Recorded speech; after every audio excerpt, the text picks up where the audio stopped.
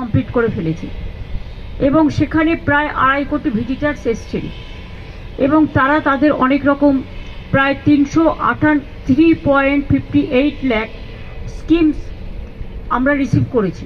এর মধ্যে তার মধ্যে 2.84 lakh scheme has already been given এবং টেন্ডার প্রসেস অলরেডি স্টার্ট হয়ে গেছে 1.86 লাখ প্রোগ্রামের। 100 প্রোগ্রাম অলরেডি কমপ্লিটেড হয়ে গেছে এবং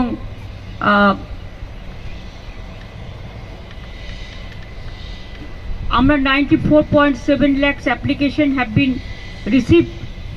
তার মধ্যে 77.4 lakhs 81% আমরা করে দিয়েছি।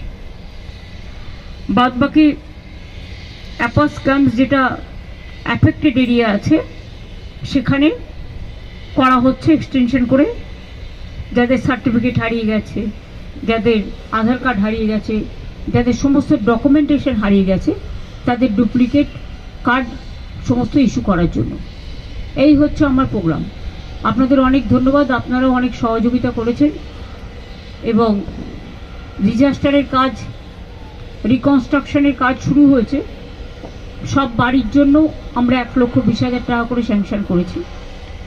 আর যে পরিবারগুলোকে আমি বলেছি যাদের 5 লাখ টাকা করে দেওয়া হয়েছে তাদের আমি একটা করে স্পেশাল হোমগার্ডের চাকরির কথা বলেছি, সেটাও আমরা করে দেব। আমরা 15 দিন টাইম নিয়েছিলাম, আমরা তার মধ্যেই করে দেব। কাজে বাদ বাকি কতটা রিকনস্ট্রাকশনের কাজ হয়েছে, এখনও কতটা সার্ভে করা হয়েছে, কত জায়গা থেকে জল কমেছে, কত মানুষ রিলিফে আছে, রিলিফ কিটস কিন্তু আমরা সব পৌঁছে দিয়েছি এবং যেটুকু বাকি আছে সেটাও পৌঁছে দেওয়া হবে। আর জিআরটাও চলবে, সুতরাং মানুষের কোনো অসুবিধে হবে না। তিনধারিয়া দিয়ে দার্জিলিং যাওয়া যাচ্ছে এবং পাংখাবাড়ি দিয়েও যাওয়া যাচ্ছে, দুটো রুট খোলা আছে।